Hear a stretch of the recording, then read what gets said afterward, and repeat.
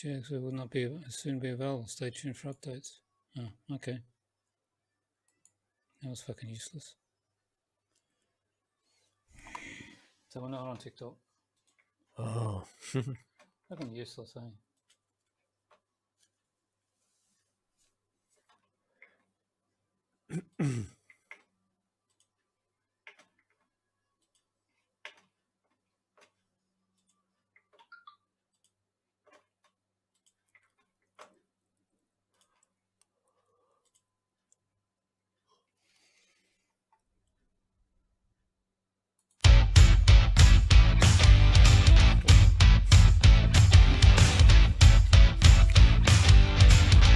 Ladies and gentlemen, the show will commence in 5 minutes.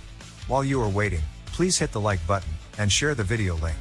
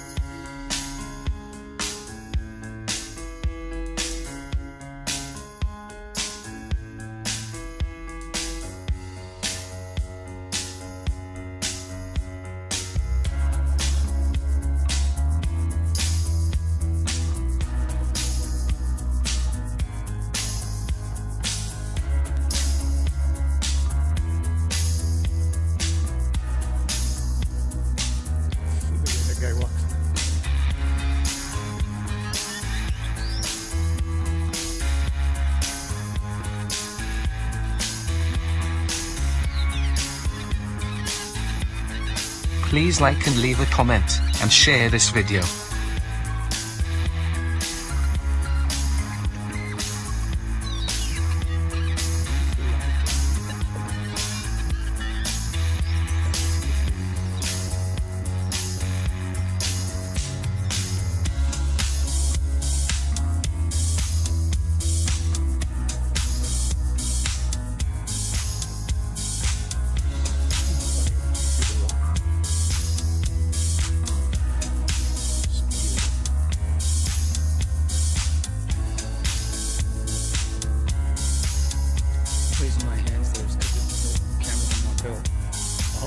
Only 3 minutes until the start.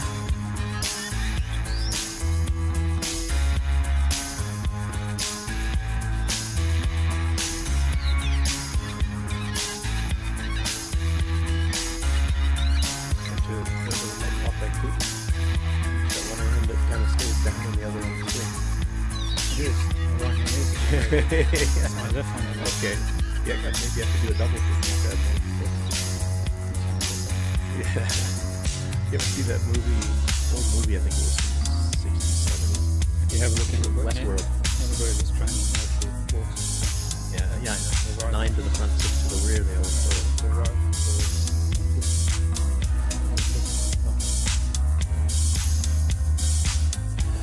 They had this movie that was John Saxon played in the original. You guys heard of the series called Westworld, but there was a movie. John Saxon played. Only 2 minutes until the start. He'd run and he kept his arms straight out at his sides, so he just would run with his arms not swinging.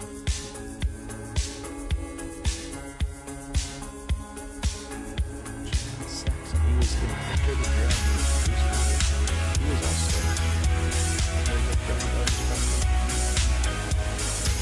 Please like and subscribe to this channel today. And don't forget to share it and hit that thumbs up. Thank you.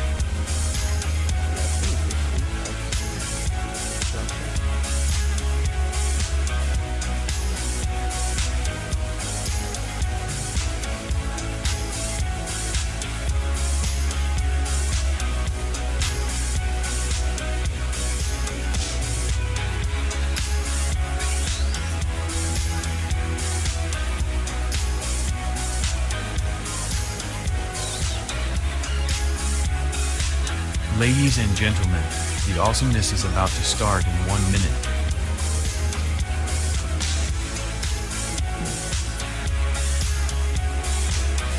took some video from Russia.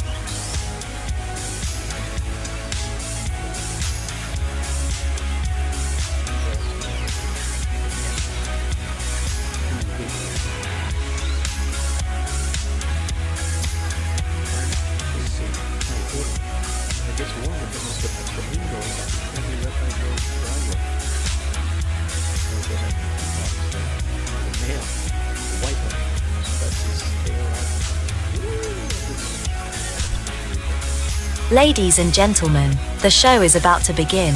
Grab a drink and a snack, sit down and enjoy watching the show. Don't forget to comment, like the video, and share it to others.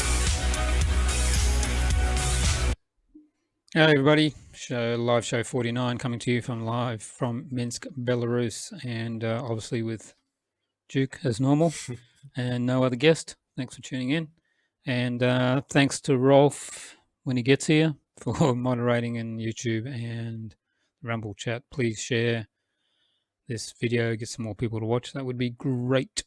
How are you? Oh, I'm fine. Looks like the warm weather's starting to get here. We had some, it was cold but sunny and 24 degrees today, yeah, Celsius. Yeah, starting to get hot. All the chickie babes have got short dresses on and midriff tops and all that. And high heels. Lots of women are out there, guys. I'll tell you what, you don't want to be in Belarus. You get distracted if you're here, guys. There's lots. Right lots. Now. They're everywhere. Well, I was even coming here, I'm sitting there thinking, where did all these, are these all fashion models? And, I don't know. That's not exaggerating either. Yeah. No. Okay, first on the list is Belarus. The big man is in Azerbaijan. I can't even say that now. Azeri. Yeah. Here he is landing, and that's the president, whose name is Aliyev. Yeah. So he met him at the airport, and they went obviously doing business. Belarusian businesses went as well. And whoops, that's the wrong mouse I was just using. And this is them. They went sightseeing to some fortress. Yeah, Belarus, I think, probably tractors. He likes to. Well, yes. He gifted 2 tractors to, as he always does when he goes to places. He, he's always selling tractors. He's always selling Belarusian products. Lukashenko. I'll tell you what. Anybody watching out there, if you're from the U.S. or somewhere, if you'd make, for example, fishing gear like reels, fishing rods and reels, a lot of fishing here, or if you, we already have trucks, big, huge trucks, all kinds of trucks getting made here, tractors. Yeah, like those Caterpillar trucks, the real big ones. Yeah, but I'm just saying, anybody out there who has some kind of a firm like that and you're getting sick of the West, come here. Yeah, come to Belarus. At least look into it. Talk to Booba. He'll get you a visa. Yeah. For business. Here's the 2 tractors he gifted. So he's been there for a few days. He's coming back today. Done a lot of business for Belarus. He's got to slow down. He's everywhere all the time. He's everywhere. He's everywhere doing business for the country. Yeah. And which is pretty good. Yeah. Unlike other leaders that we know, just doing it for themselves. Yeah. Like that makes me. What comes to mind? Nancy Pelosi. She went to Taiwan, and actually, she was going there for herself. For what is it? Her husband's involved in some kind of computer chip industry, and then they were trying to move something to Arizona from Taiwan, and all that. Anyway, it was she did her private stuff there. That guy that attacked her husband got 30 years jail. 30 years. And yeah, with a hammer, the gay guy. And was this guy somehow having something to do with Nancy Pelosi's husband, or? Yeah. He's the one that attacked Nancy's husband. He knew him before. Yeah, because they let him. He said, I think her husband said to the security, let him in or something, right? So yeah, like Nancy's husband frequents gay bars in California, apparently. So the rumor says. Oh, so maybe he can go with Lindsey Graham, I guess. Yeah. When they get on the other side of the United States over there in South Carolina. We can go and They go to bars together. And do what they do, you know? Do what they do. Yeah, yeah. I don't know. No, I was thinking they had a fudge packery there, but I don't know. Maybe not. Okay, we will start. What do you want to start with today? Yes, of course. You have to start off with this assassination attempt. You know, Fico, the Prime Minister of Slovakia, one of the best leaders in the world. You know, when he came to power, it's like, wow, listen to this guy. And even some of the stuff that he talks about, you can't talk about on YouTube. You know, I don't think we can we? If he said something and we show it and read what he says, is that allowed on YouTube? When it's okay? Well, we'll have to show that, I guess, on After. Rumble. Yeah, I'm getting to the stage where we're just going to cut YouTube off completely. Yeah, and it's like like you were saying, we have you have like subscribers and they don't send notifications to any of them. We've got 2,600 plus subscribers, and no one gets. Well, not many get. Notifications. And a lot of things. I already noticed there's a lot of, and you hear so many people talking about how YouTube is kind of like, this is kind of shady. Why they're not doing this and that and all that sort of thing. A few people told me they were watching, and they, their friends said they were watching, and the live count didn't even go up. Yeah, I've experienced that many times. And then you get like 10 likes, but only 4 views. It's like, how does that work? You know, stuff like, I mean, that's just one little giveaway, but there's lots of other things too. Just so much stuff. And then they have people that have like 1 billion views. You know, that was, I tell you, and I was sitting there thinking, how can that possibly be? That's like everybody in America, everybody in Europe, and I don't know, everybody in Africa watched this guy's video. And yet I don't know anybody that's ever heard of them. So it's like, how did that work? I mean, this is just too much fishy stuff, you know? And then a lot of times we get accused of saying something, or somebody does, and they never said it, or, I mean, on some line, I don't know. I don't know. It's just, and then they're going to get more strict. But anyway, so let's get to the. Yes, especially with the election coming up, they're going to get more and more strict. Yeah, I don't know. It's like almost, you know, it's just that they had a jump head start, and for funny videos or something like that, they just, they're maybe pretty good. But it's like most things, the first one that starts usually grabs the majority of the business, and then. Well, even some people that have nothing to do with politics, they have other videos, and then they get their videos taken down, even though they have other videos that are like almost identical. And those didn't get taken down for the same reason as the other one did. And it's like, what? As we mentioned, a couple of Tim Pool's videos got taken down from 3 years ago. Yeah, they were fine for 3 years, and then all of a sudden they took them down. Well, somebody complains, and it's a woke organization, I guess, YouTube, and says if some transgender or something didn't like what somebody said, 5 years ago, then I don't know. Yeah. Oh, no. I got one. I got stroked. Struck. No, struck. Whatever. You got a strike, you mean? Yeah, I got a strike. Yeah, from a video 6 months prior. You mean you made a video and then 6 months later they gave you a strike for it? Yeah, made in August, and then in January or February they gave me a strike for it. Incredible. I guess I still can wait for strikes for my videos. Yeah. That's why I took all the protest ones off the channel from London. Okay. Because you can never tell. They just say, I don't like this person. It was actually a video with David Icke speaking. So they just decided 6 months later that they didn't like it. They didn't like it. Yeah. That was it. Okay. But anyway. Back to Slovakia. Yeah. And Fico, I mean, very interesting things. A lot of, things that surround this. He has been, what do I say? The assassination attempt, it's been raising more suspicion than what appears to be a lone gunman. And, even if it's, whatever you see is on the surface is exactly what happened, it's still, not quite on the level. So we'll get into that too. And the mainstream media is blaming him for getting himself shot. Yeah. So, yeah. It's like suicide, maybe. Yeah, it's your fault for getting assassinated. But it's kind of like, you think about this. If you start thinking a little bit, oh, Lee Harvey Oswald, who, by the way, for a time was living in Minsk here. And, Have you been to the apartment?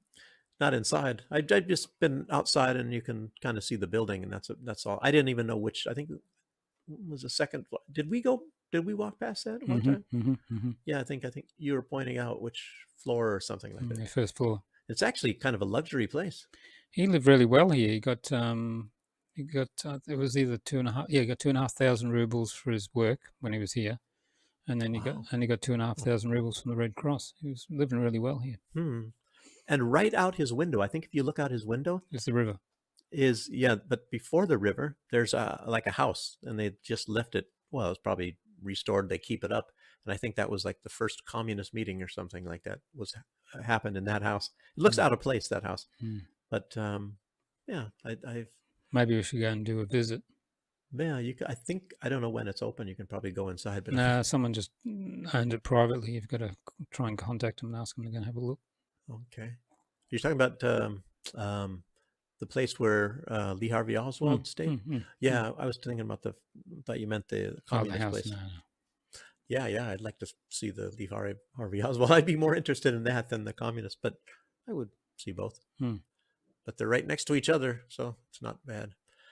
Yes, and anyway, so that's not. I wonder how many Americans know that he lived here. Maybe only the CIA. Do you know why they moved him here when no. he defected? They were sure he was CIA, so they moved him as far away from Moscow and everywhere else as possible. Oh, that's why they moved him here. Okay. Well, he probably was CIA. I don't know. You never know. You never know these days who's doing what to who. And although it appears that Fico, his would-be assassin, acted alone, some in Russia have noticed a similarity to the assassination of Archduke Franz Ferdinand in Sarajevo on June 28th, 1914. A lot of people say, oh, that kick-started the war, the World War I, we call it. And it's also a small country. It was Sarajevo, and it's also, I guess, what is it? Same part of Europe. And in that assassination, how it was supposed to be working, it was hoped at that time that Austria-Hungary, which was a big empire at the time, would declare war on Serbia, and that Russia would enter the war to protect Serbia. So it was done for certain reasons, to start a chain reaction to get certain people involved. And of course, everybody's thinking, oh, that was a lone gunman too. And it killed Archduke Franz Ferdinand and his wife, I believe. And I think there was a few people involved, but they never really found for certain, like a smoking gun, so to speak, of who did it and why and all that sort of thing. But it's a similar thing, It's just like the assassination attempt on Ronald Reagan and all of these things. They never announce who was behind it, when a lot of time there was somebody behind it. Did you know most of the assassins of presidents in America have 3 names? Lee Harvey Oswald, John Wilkes Booth. Any of some of the other ones? Oh, the guy that Reagan, I can't remember who did that. He's got 3 names as well. Yeah. And what about who is the one that assassinated Martin Luther King? I think he had 3 names. Trying to think of his name. I can't remember. Yeah. But anyway, a lot of time there's CIA and organizations behind all this sort of stuff. And then, how to do that. They have a proxy of a proxy of a proxy. And a lot of these people don't know that they're actually working for the CIA. And, Did Jack Ruby have a middle name? He's the one that shot Lee Harvey Oswald. He probably had a middle name, but nobody ever used it, I don't think. So, John Wilkes Booth. No, I don't know. Yes, bit of useless information there about names. Yeah, and even at the time of World War I, I guess the newspapers were forcing anti-Habsburg sentiments. So they riled up the public, and it's very much what's happening now with Serbia. This is what they were doing, is riling up the public. So there's even a video of Fico himself, and in a sense, he's predicting that there'd be an assassination attempt of an official. So you can see it now. And this was made on April 10th, just a little over a month ago. And can you read the subtitles for the people that are listening to this? Let's see. It says, "I'm just waiting for this frustration intensified by Denik N. SME or what's it called? What was it? Actuality. Yeah, well, spelled it a little different. Actuality, and I guess that's the station. That is a Čakám, kedy sa táto frustrácia tak media station intenzívne prehlbovaná denníkom N to turn into the murder of some of the leading government politicians. či aktualitami pretaví do vraždy niektorého z popredných vládnych politikov. Yeah. A ja už len So what he's saying is that these people were riling up the public. You know, it's just like what they do in the United States. Remember with Trump, and who was that actress? She had a model of a severed head of Donald Trump. And, the comedian, yeah. Yeah, and then everybody's talking about, how great it would be if somebody shot Trump. Kathy, someone. Maybe so. But anyway, I don't know. I'm sure a lot of you people remember that. That wasn't that long ago. So the media is involved this time too. What was it? Yeah, they were saying that they would praise anybody that would, back then, that would try to assassinate Trump or kill Trump or something like that. Wow.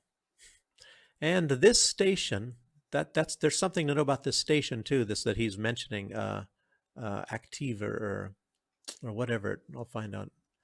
Actuality. Fico mentions, like I said, they have, heavy support for the opposition, and it, encouraging the viewers and, to hate his party. And it just so happens to be connected to, it's kind of like a financial arm. It's connected to George Soros. It's called IREX, IREX. It's an acronym for International Research and Exchange Board.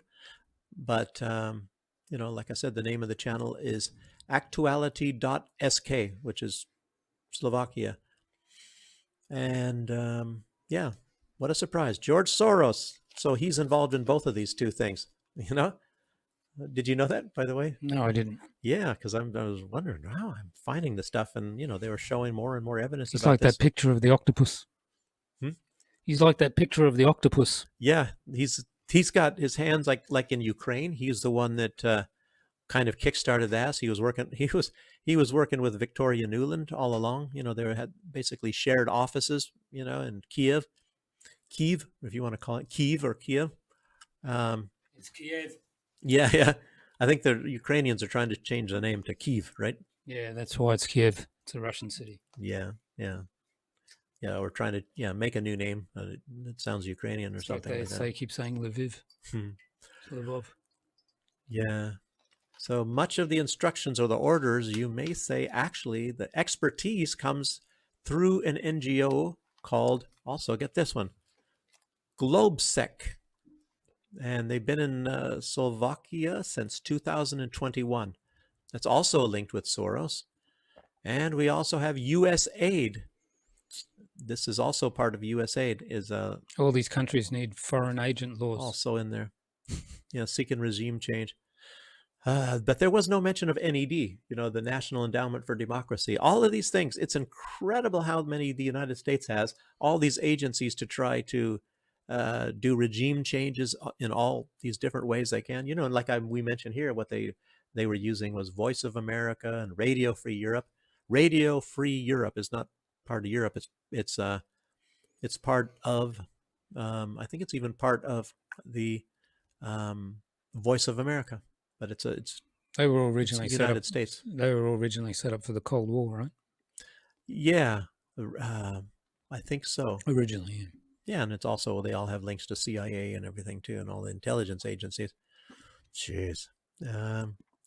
There was an attempt, and I didn't even know this, or maybe I just forgot, in 2017, an attempt to kill Marine Le Pen.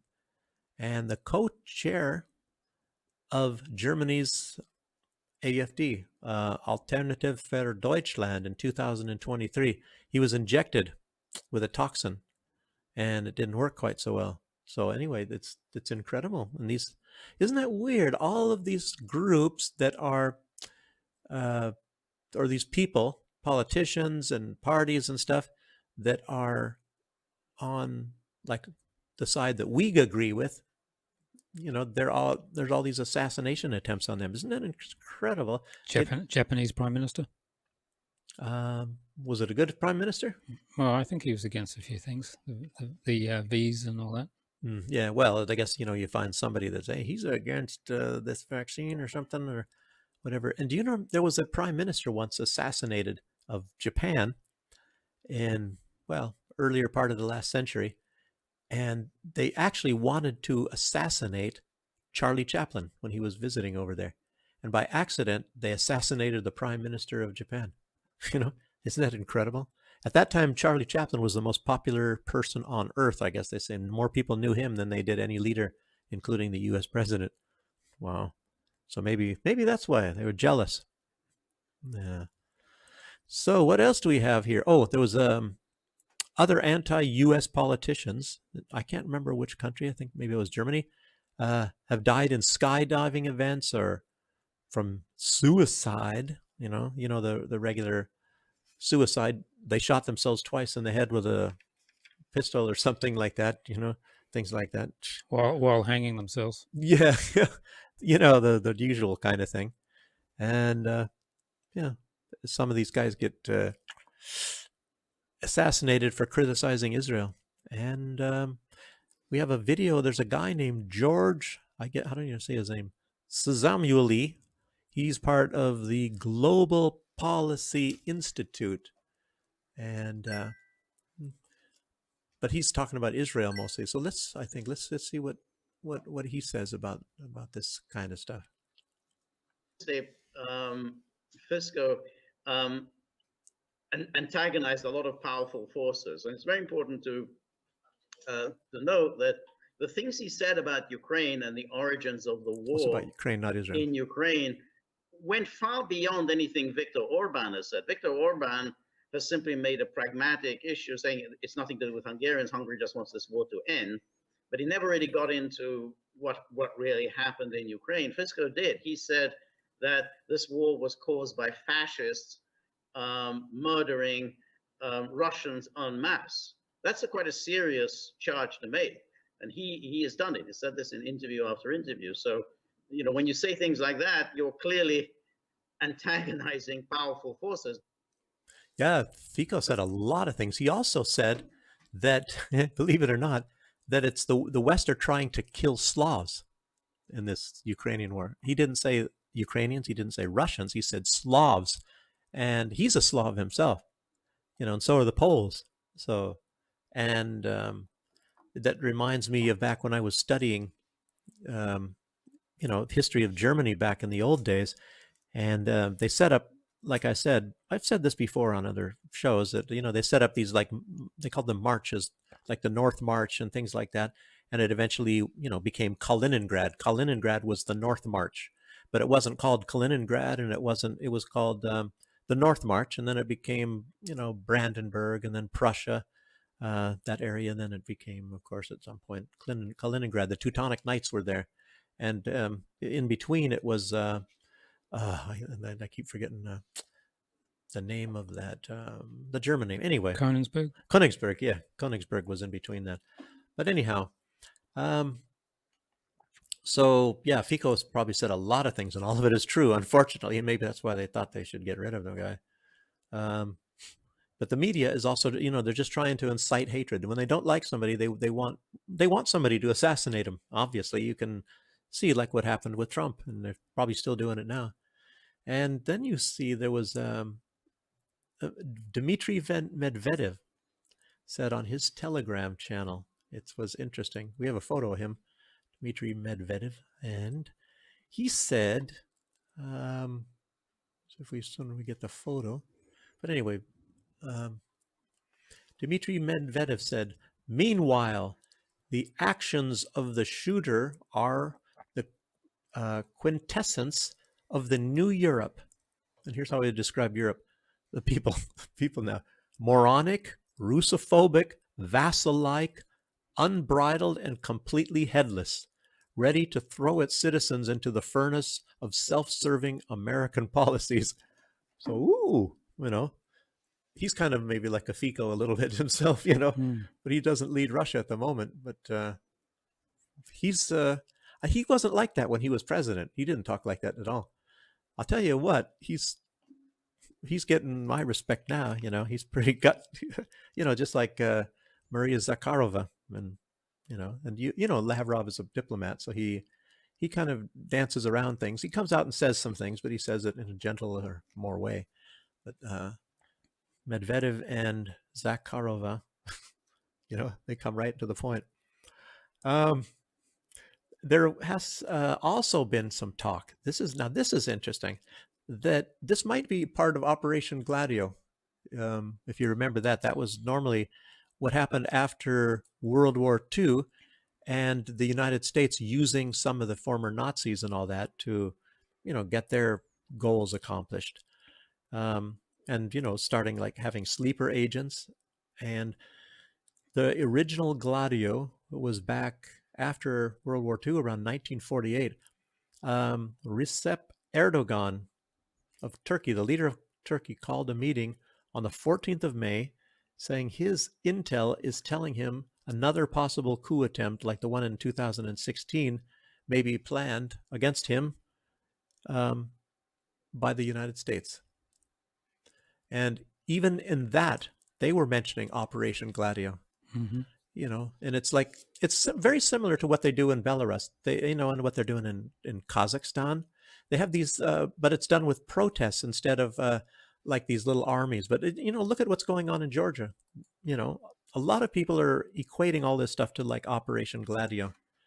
Where the U.S. gets these, what do you call them? There's a name in Israel. I thought they were calling them like kibbutz or something like that, where they have these people and they're like sleeper. But Israel has a lot of these with guns, and they are, used to attack things. And the U.S. has these groups, ready to protest, and they teach them how to protest, and how to run this stuff. And they have the money sitting there waiting, and, they're funding people. We've already talked about that, and they meet regularly, and they watch American movies and get some American food and popcorn and all that kind of stuff in a lot of these countries. And I doubt they're doing that in Belarus right now, but after 2020, I think definitely doing it in Georgia. Yeah, definitely big time in Georgia, and they're doing it in Kazakhstan. Armenia. Mm-hmm. Yeah, a Gladio agent who Moldova. was. Yeah. There was one. Let's see, Operation. They're like reporters. There's an agent who was jailed in Italy because of a car bombing in 1992. Said he and other Gladio agents were told to attack civilians, women, and children in order to instill fear and justify greater state government control. So a lot of times you see a lot of these dastardly deeds and this terrorism. Well, guess who's doing it, people? Say no more, say no more. There are Gladio terror armies in most all countries throughout Europe. And a lot of people know this. They have them, including Luxembourg even, and Finland and Switzerland, Greece, Turkey, as well as, of course, countries like France and Germany and Denmark, and they're virtually every country.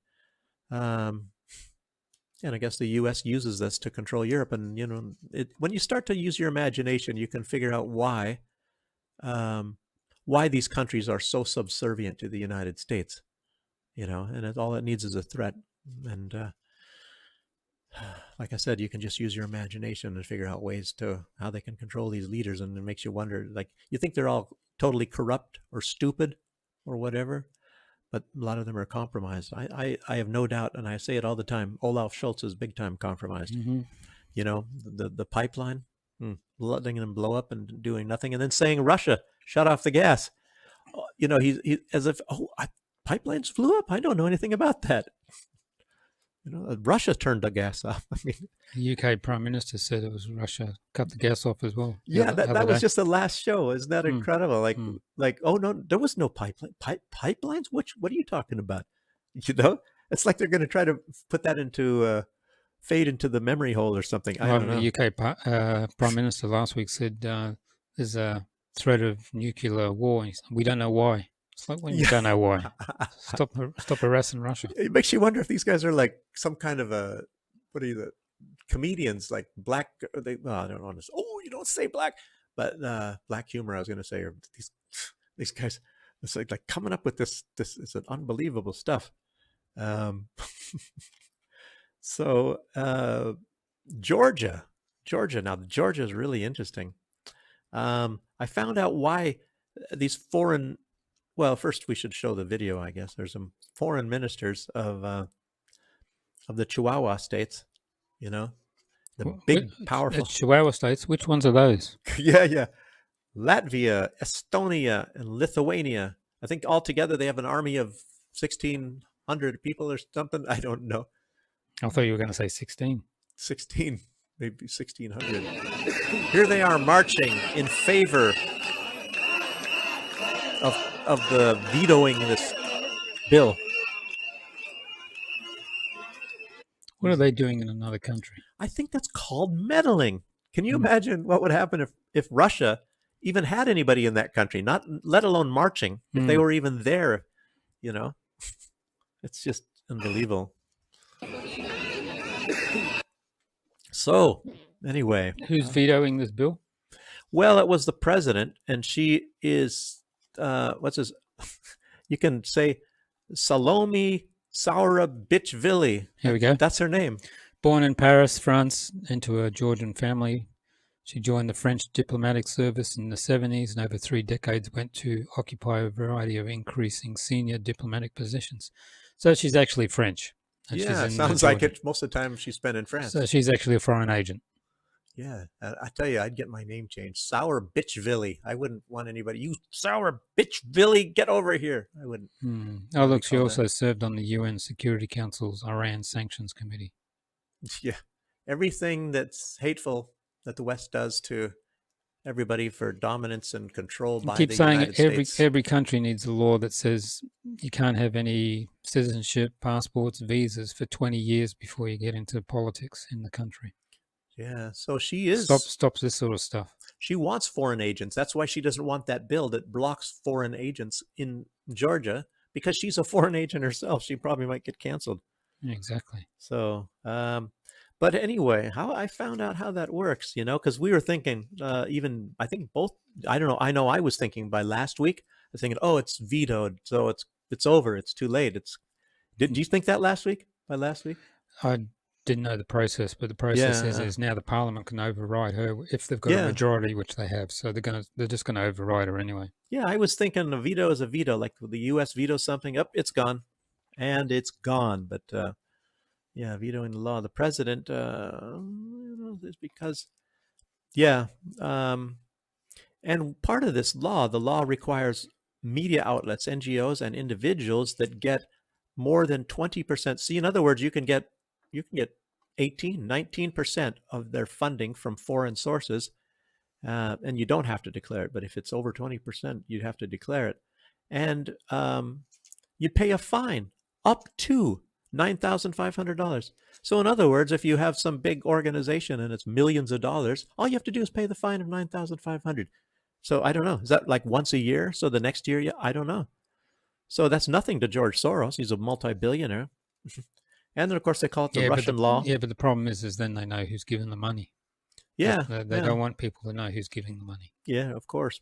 That's why nowadays they can do it in the open. They can say it's George Soros, and everybody's, oh, we love George Soros. They don't. Who's George Soros? Anyway, didn't they kick all the NGOs out here? Or most of them? I think they did out of Belarus because they were interfering. Yeah. I think once they start interfering, they get rid of them. But Russia passed a law like this in 2012. Every country. Even the African countries are getting rid of NGOs now. Yeah. Like USAID and all that, they're kicking them out. Yeah. Yeah, and the U.S. has had that law a long time, and it's stricter version. Yeah, EU is about to put one in. Hungary's looking at putting one in. Yeah, Hungary is saying, yeah, they're going to do it. They said, oh, that's good. We're going to do that law. Yeah, because the last election they had interference as well, trying to get rid of Orban. Because if you don't have this bill, it says, it's like okay, we'll just lay down and play dead and let the United States just come on and take over everything and control us all. You can have spies and saboteurs and everything. I mean, who wants that? And why? Scott Ritter, he did a video, and he was talking about these people protesting in Georgia, and he called them stupid. He actually called them really stupid people. And I'm really, but I don't know if they're paid, all these people. That's a lot of money when you've paid a bunch of people to act like they're really incredibly stupid and hate their country, and to allow saboteurs come in. It's like what the heck? Who would not be for that bill? It's just unbelievable, Well, like I said, the EU is putting the same bill in. Yeah. America's got it in. And you're not going to see anybody protesting, because I think this is all artificial, all that protesting. For them, it's democracy, but for Georgia, it isn't. Yeah, and why would these leaders of the Chihuahua states fly down? And as a matter of fact, they had German leader there. I can't remember if he was he wasn't like the foreign minister, but he was another high person, and from other countries as well. Like to push this through to say, we want to control you, Georgia. We want to take control of your country. That's why we're here. They may as well just say that. Boy, but so I guess our Bitchvilli's veto is not really so powerful. It's the Georgia Dream Party. That's the one that's in power, and they're the ones that can overrule a veto. The U.S. has threatened Georgia with sanctions if the law is overruled. Is that incredible? Which country isn't the U.S. sanctioning now? You don't do what we say, and it's over. They said it's undermining democracy. The same law they've got. Yeah, the same law. In other words, what it is.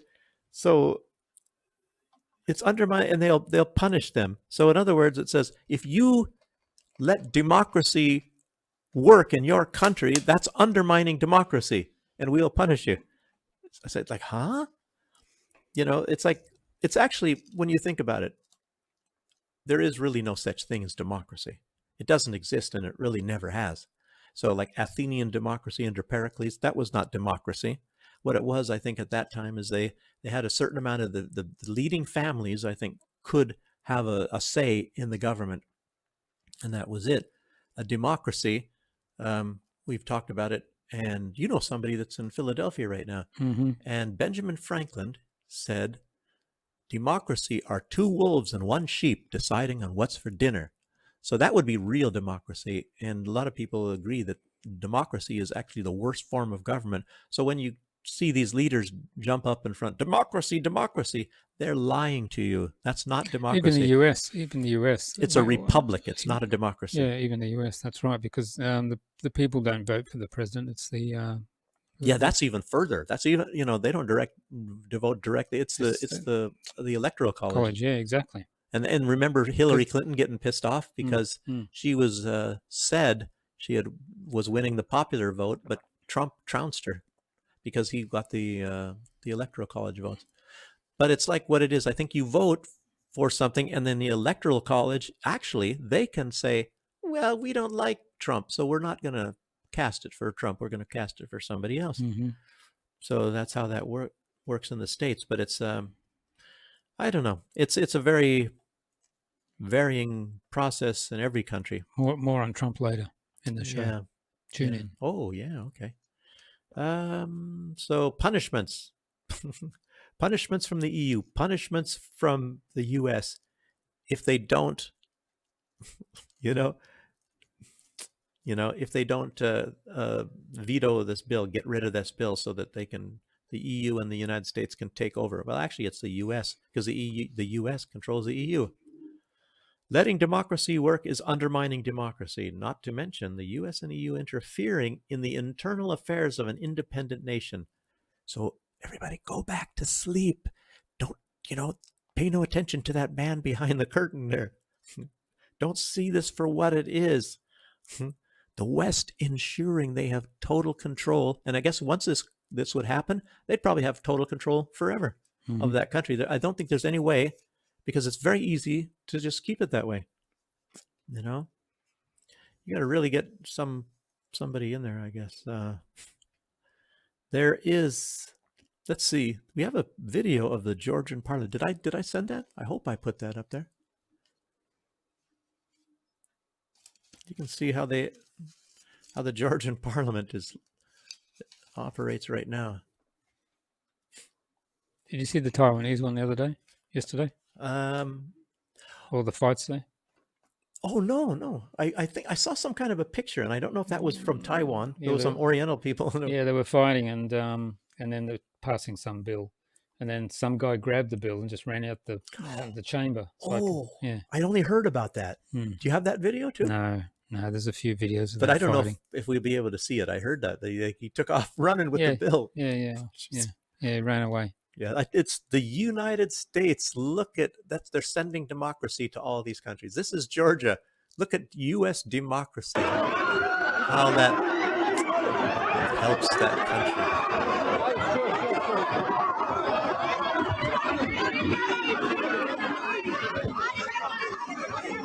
It's not Black Friday, everybody. They're all wearing black, and it's, was it on a Friday? I don't know. Looks like Black Friday in Walmart or something. But anyway. But there is a responsible foreign minister, you know, when you talk about, you know, the stuff going on in these countries.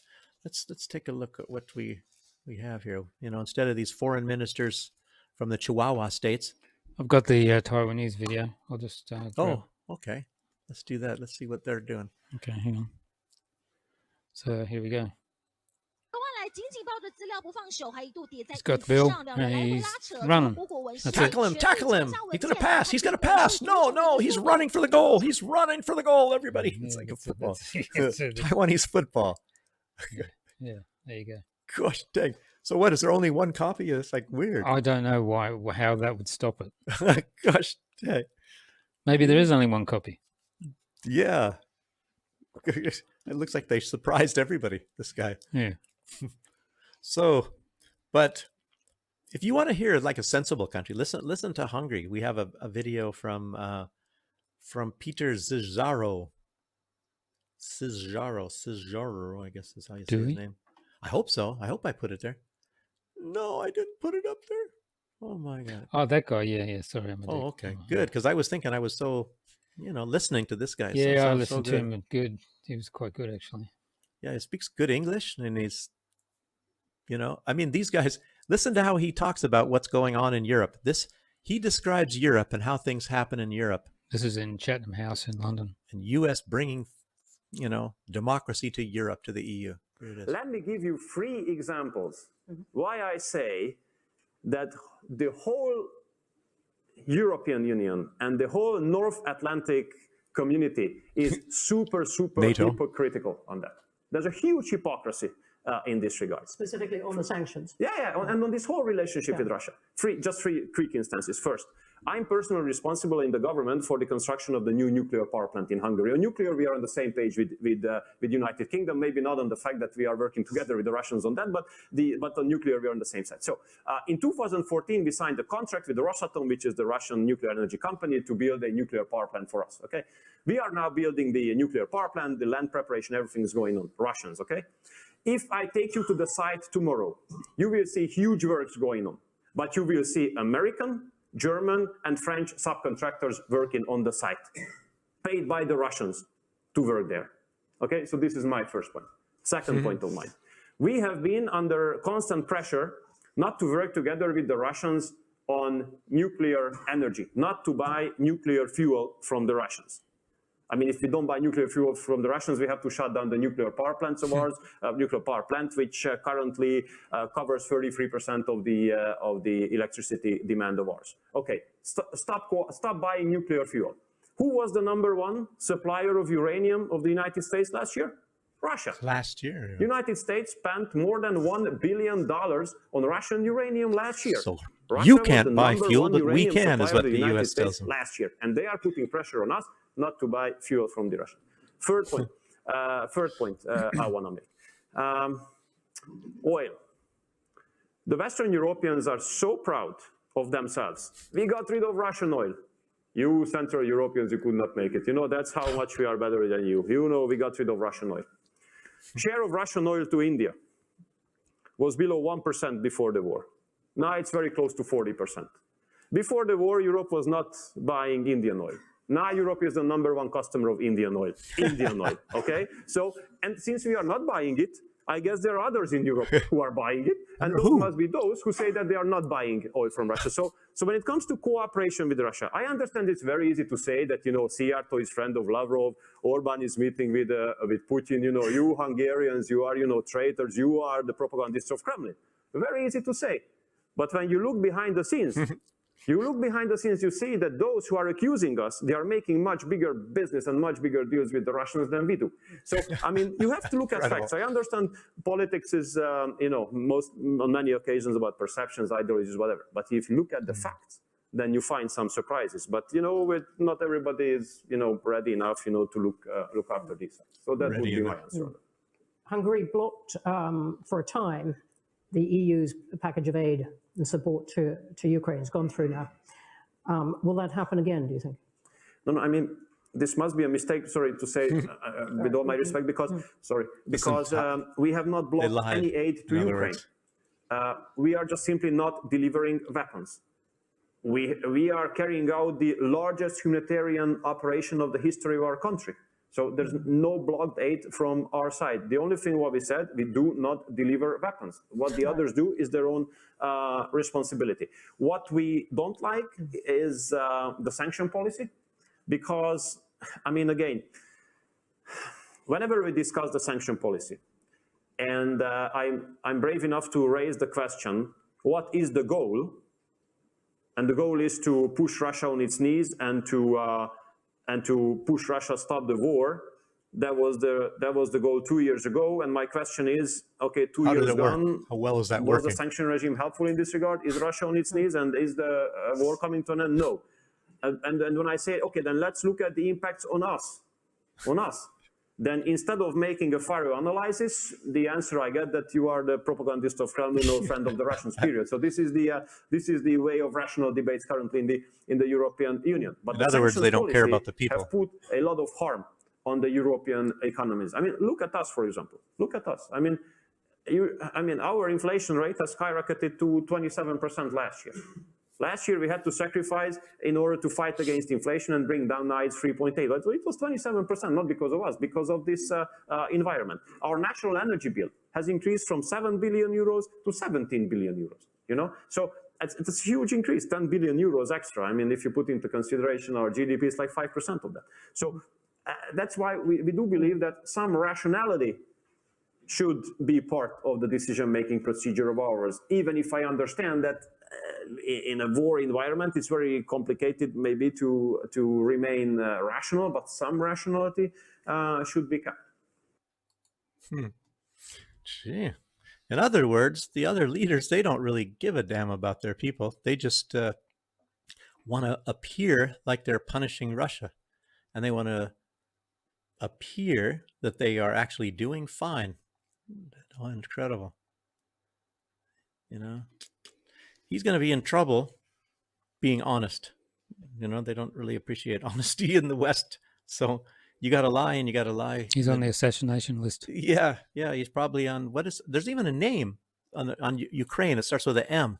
The list of people that they, this list where they have people's names. It's on their website, isn't it?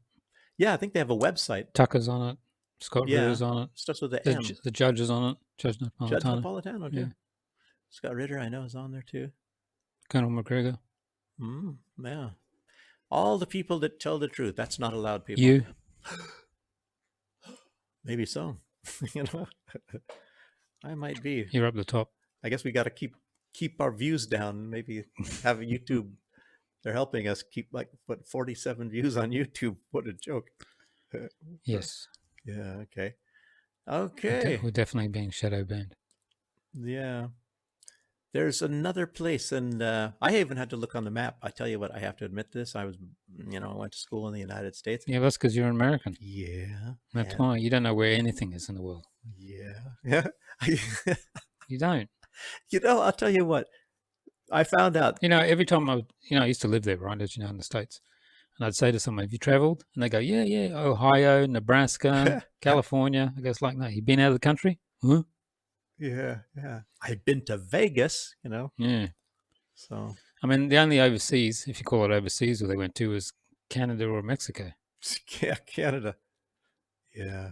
I don't know if anybody went to the UK in those days. I don't know. Some go to Paris and some go to the UK, London. Yeah, I remember when we were there in February, there was a lot of Americans in Paris. Guys in my high school, they went to Austria for the weekend to go skiing. I was thinking, it's pretty weird. Just for the weekend, it was very, I don't know. Most of them have families that are a lot better off than mine. So you can afford for the weekend to go to Austria.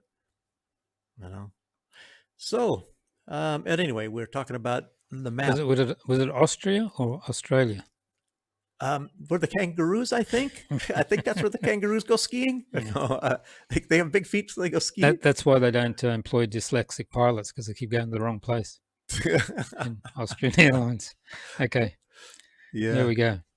Yeah, because I was thinking New Caledonia. I was thinking, is that somewhere in the Indian Ocean or off the coast of like by Madagascar in Africa? Is that one of those places? Because I don't know. But anyway, there it is. It's right next to Austria. Exactly. No, I can't remember when they were asking Americans, I think, where is Ukraine? And a lot of them showed Australia. I'm thinking, man alive, they don't even know Australia. I can't even, it's a continent, a country continent. With all that advertising in the 80s and 90s. Gosh, go there. That was really something. I mean, I can understand, France, because there's a lot of these. I mean, if you find it on a map, in other words, if you don't label the countries, I can understand if they can't find France or even Spain. But they didn't. They thought Australia was Ukraine. Oh my gosh, dang. Or even finding Ukraine on a map. I have to look for. Okay, that's it right there. I have to look for a second or two myself. It's right next to China, I think, isn't it? Anyway. New Caledonia. It's a French-ruled island that is now experiencing violence after the French-controlled parliament decided to amend the laws that give French residents living there greater voting rights. And it's I saw instead of the locals. Yeah, it was something. Sounds like Israel. Yeah, it was getting a little bit moving towards the direction of a little bit of Israeli type things, and I guess the people got a little bit ticked off. So yeah, and anyway, we have a video, but it doesn't show people doing so much, but it's the French, the French, the frogs are down there. I didn't know they had frogs that far south. I've got a video as well, so we'll add to that. Seems like France is trying to put a stop to losing another colony. More colonies. They lost Mali and Niger that had some really good resources. I don't know what the resources are in New Caledonia. It's tourism, isn't it? That's where they go for holidays. It could be. There's a lot of places. I think they have. Let go! Let go! Let go!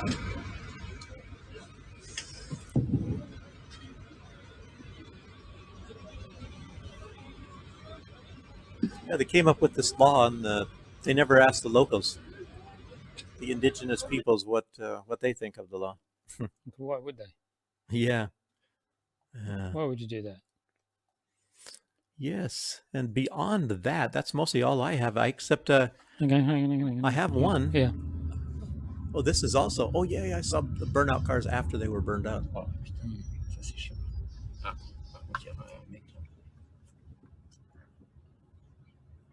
Mais ça, il faut filmer. Quand on va revenir, on va s'arrêter. It's like something from a movie, huh? Yeah. Yeah. Yeah. Wow. But even in Israel, they're still doing the same old stuff there. You see, that's an everyday sight in Israel. That's nothing. I mean, not Israel, but I mean in Gaza. Even in the West Bank, they do that stuff all the time, endlessly. But Endlessly.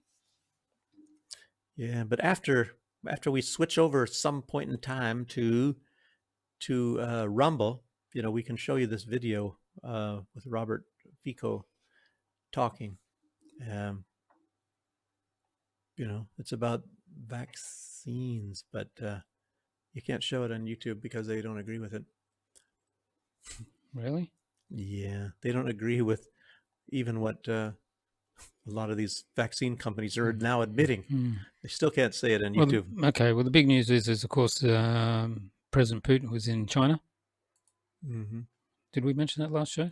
Yeah. Did we? But let's see how. No, he was going. He was going. We didn't say he was. Yeah, we mentioned he was going. So here's the. This is his plane arriving, and there's no sound on it, but never mind. There's the plane arriving. Russia. He got a big welcome, didn't he? Yeah. Not Ursula von der Leyen didn't get that kind of or Schultz. Or Brinkley, or... I don't even think Biden got it. Has Biden been there? Don't know if he was. I didn't note it.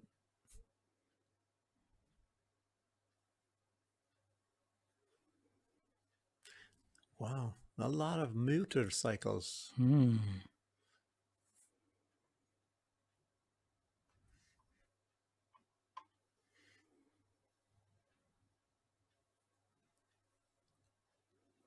Apparently, most of the Russian government was there and a lot of the business leaders as well. So it was a really big deal.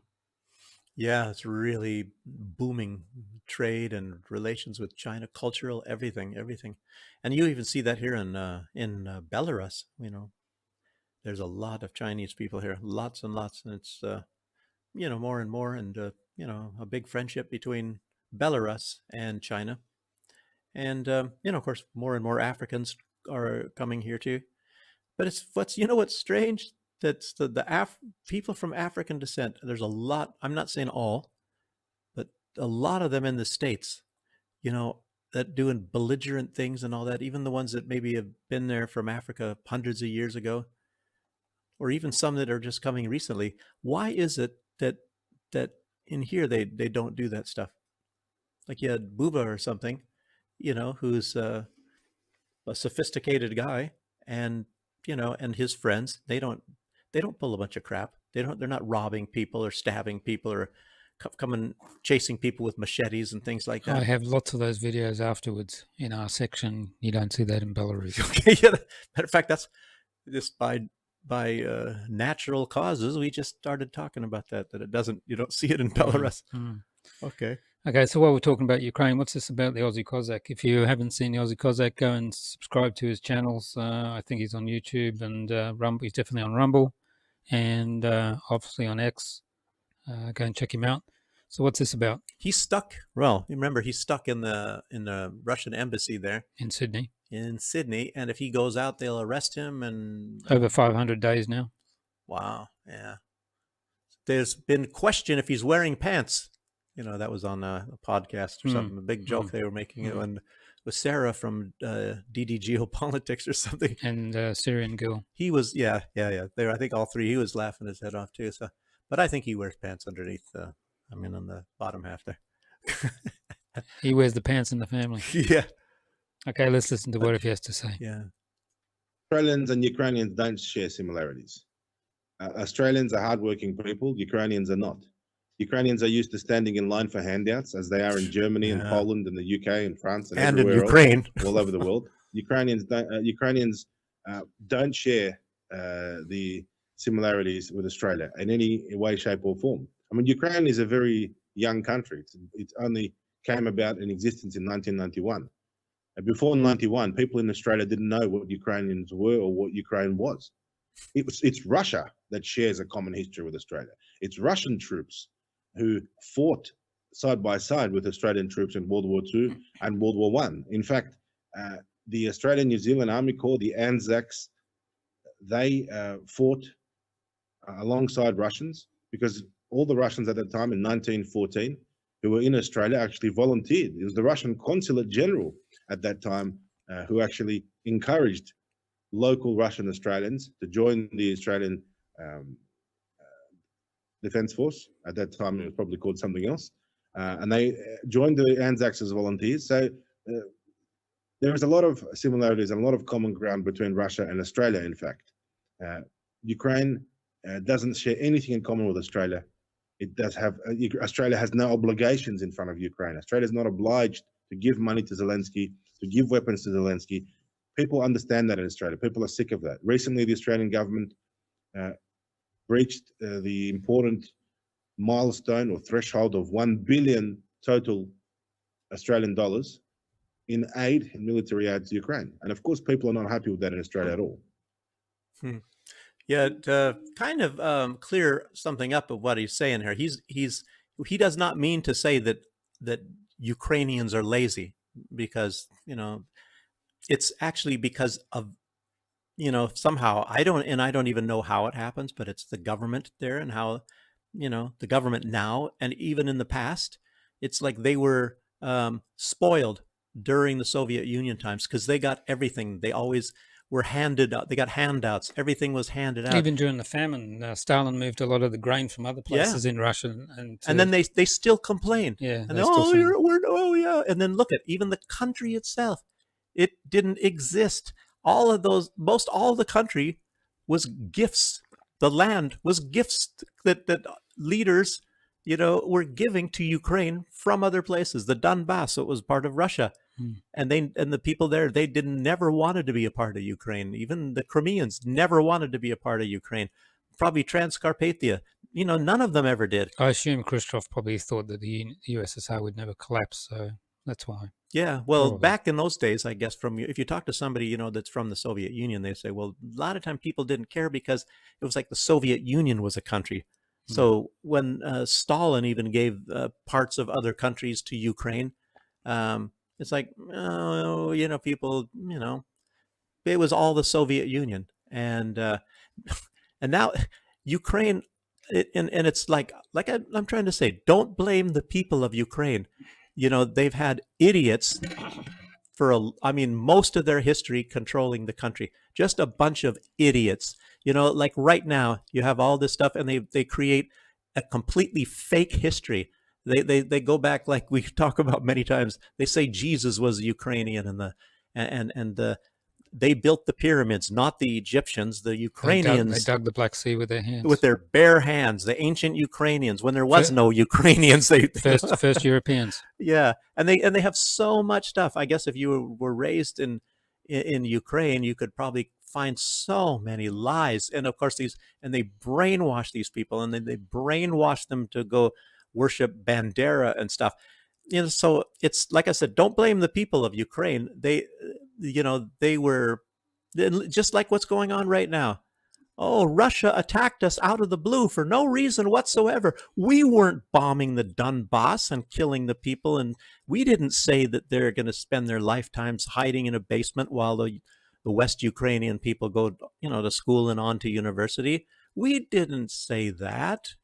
That was just a figment of your imagination. We didn't just pump get all kinds of weapons and guns in order to enslave those people in the West. Have you seen videos from this new mobilization in Ukraine? The streets are empty, businesses are empty, everybody's staying home hiding. And here's a couple guys here in disguise, because they obviously don't want to go. Oh, yes, these are... Oh, gosh. Hairy legs, I guess. Yeah, right? Sorry, I'm turning the music off.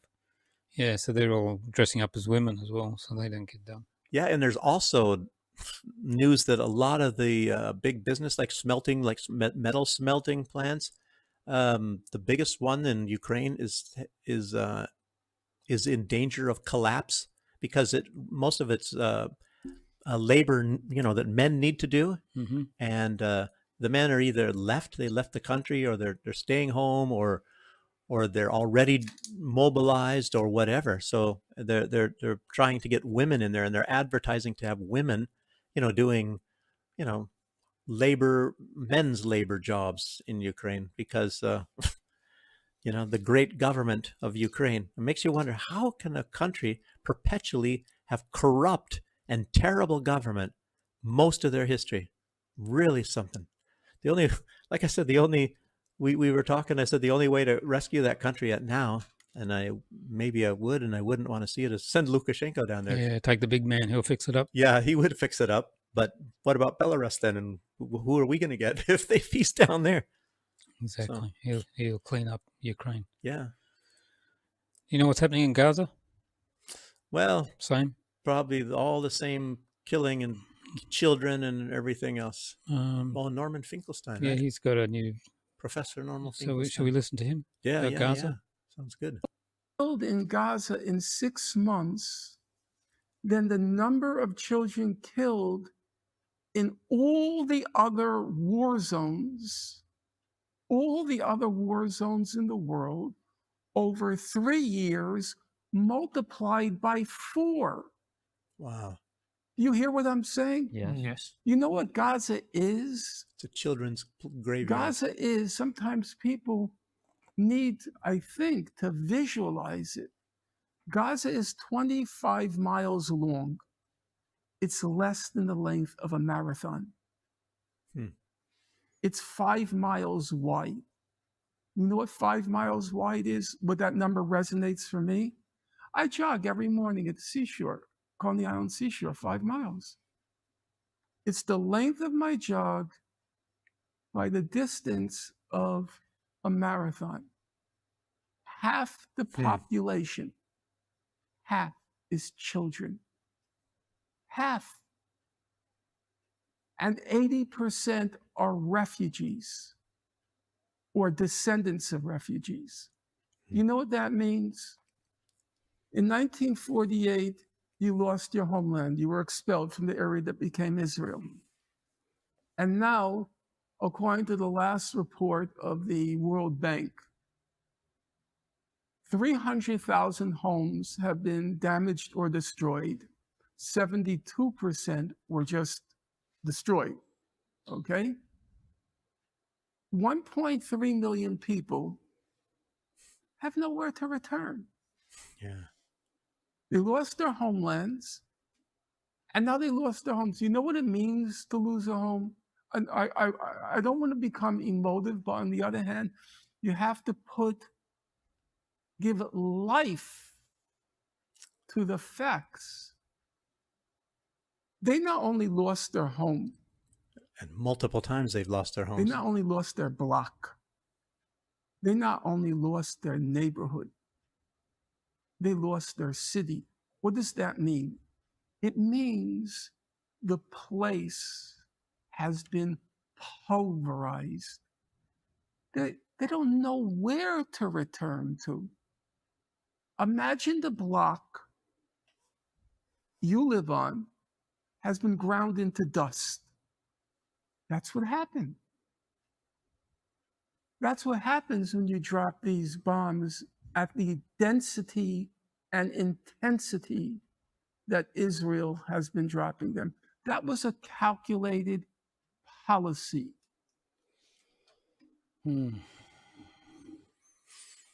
Yeah. Children, women,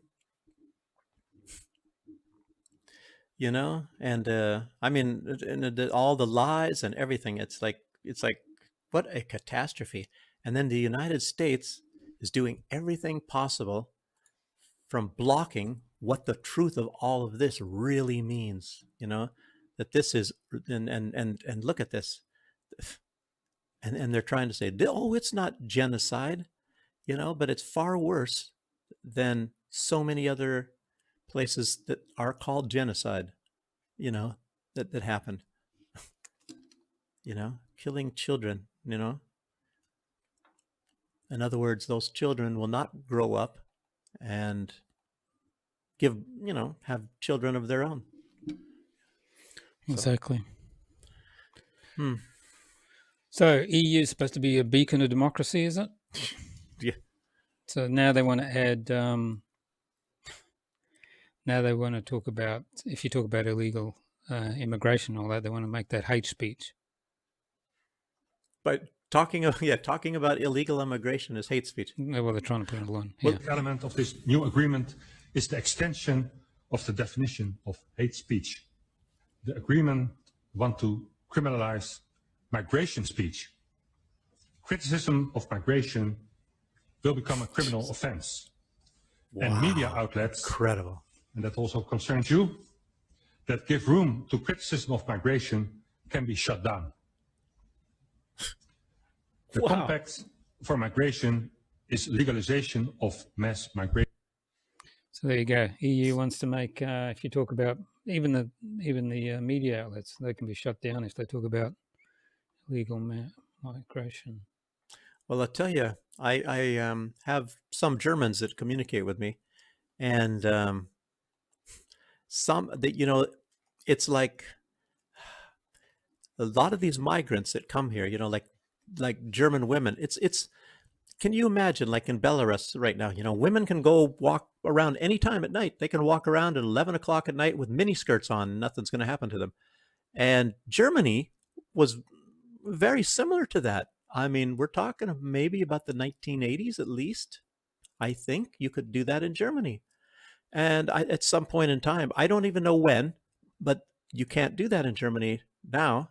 And especially like right now. And what happens I've heard from different people, and I even heard it myself. I can't remember if I was living in Germany when I was shocked and I was seeing stuff. Obviously, it was online. It was definitely not on television, or I didn't even have a television. But they have like these mass rapes. Like there'll be some of these people from some countries, and they will like, and there's even a name for it, and they surround a woman. In public. Yeah, in public, in broad daylight, in public. And there's so many of them, like there might be 50 of them or something like that. And so nobody on the outside, and they get so close, nobody can see, and they're raping her one after the other. And there's a name for that. And it's still happening right now all over in Germany, and it's not allowed to be reported. And even when they steal stuff, and I remember, you know, even in Eastern Germany where we had a house and all that, and I was so shocked. And you see in these like videos, and there was a guy that was next door, and he had a business, like a private security thing, and there's a burly guy.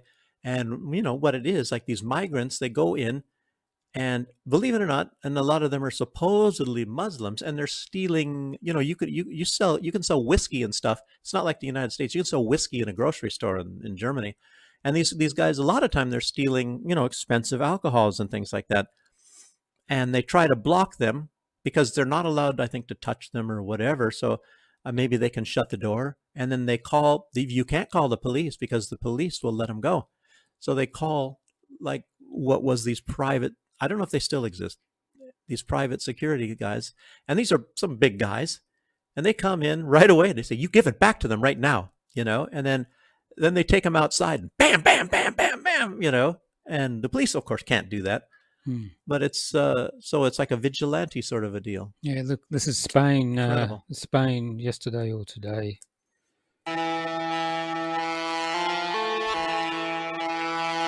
Just turn that off. So just boatloads of illegals arriving on the beaches. It's like an invasion. Look. Jeez. Like for by George Soros, probably USAID and NED. Look at this. It's like D-Day. Yeah, it's like like landing on Normandy beaches.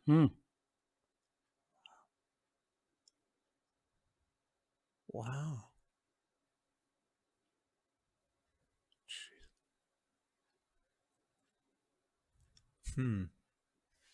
I don't know if these people are just promised stuff or told what they're going to get, or because I remember back even in the 80s and stuff, people come in from like Romania and places. The boats leave to go and get more people. Yeah, coming back, you know, endlessly, one after the other.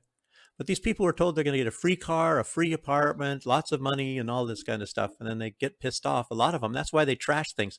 They start throwing couches out the window and defecating in the stairwells and doing all this kind of stuff. You know, even if they get an apartment, they got an apartment, but they were told they're going to get a whole bunch more free stuff that they didn't get. Like, where's my free car? You know, they get some money and apartment, and I don't know. But they wanted that car too. Okay, let's go to the US. Trump, Mr. Trump. Can we do it on YouTube or? Yeah, well, this is from CNN, so it should be all right. This is okay. They're saying that black voters are, no, well, I don't know if the word's flocking, but they're all going to Trump here. Oh yeah, and I've heard about that too. Here it is. So we'll just listen to this. Look at this number for Donald Trump, 22%. Where was Donald Trump at this point 4 years ago in the polls? He was just at 9% of the vote. So he's seen more than a doubling in his support among African Americans. This margin, which was in the 70s just 4 years ago, look at where it is now, 69 minus 22. That puts it in the 40s. My goodness gracious.